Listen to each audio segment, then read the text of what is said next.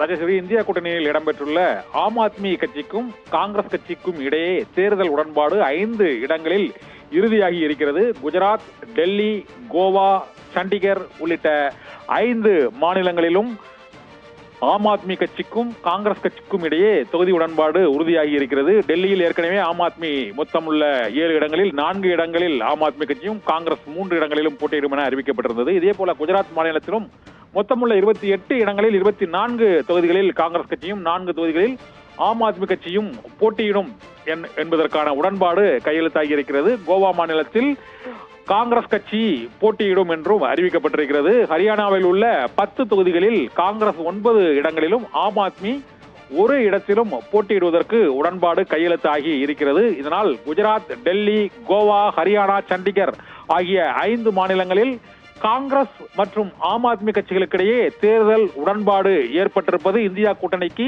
சாதகமான அம்சமாக கருதப்படுகிறது. ஏனென்றால் இந்தியா கூட்டணியிலிருந்து நிதிஷ்குமார் விலகியதிலிருந்து ஆம் ஆத்மியும் சமாஜ்வாதி கட்சியும் காங்கிரஸ் கூட்டணியில் இணையுமா என்ற எதிர்பார்ப்பு எழுந்திருந்தது. இந்த சூழ்நிலையில்தான் உத்தரப்பிரதேச மாநிலத்தில் பாரத் ஜோடோ நியாய யாத்திரையை ராகுல் காந்தி மேற்கொண்டிருக்கக்கூடிய சூழ்நிலையில் அங்கு 17 இடங்களில் காங்கிரஸ் கட்சி போட்டியிடுவதற்கான தொகுதி உடன்பாடு இறுதி செய்யப்பட்டிருக்கிறது. அதைத் தொடர்ந்து டெல்லியிலும் ஆம் ஆத்மி ஆட்சி பொறுப்பில் இருந்த போதிலும் அங்கும் காங்கிரஸ் கட்சி 3 இடங்களில் போட்டியிடுவதற்கான தொகுதி உடன்பாடு கையெழுத்தானது. இதைத் தொடர்ந்து குஜராத் மற்றும் கோவா, சண்டிகர் ஆகிய மாநிலங்களிலும் இப்போது தொகுதி உடன்பாடு கையெழுத்தாகி இருக்கிறது.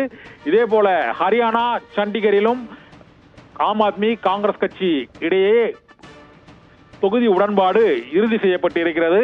இதைத் தொடர்ந்து மகாராஷ்டிர மாநிலத்திலும் வரும் 27ஆம் தேதி அங்கு சிவசேனா, காங்கிரஸ் மற்றும் உள்ளிட்ட பல்வேறு கட்சிகளுக்கும் இந்தியா கூட்டணியில் உள்ள பல்வேறு கட்சிகளுக்கும் இடையேயான தொகுதி உடன்பாடு வரும் 27ஆம் தேதி கையெழுத்தாகும் என எதிர்பார்க்கப்படுகிறது.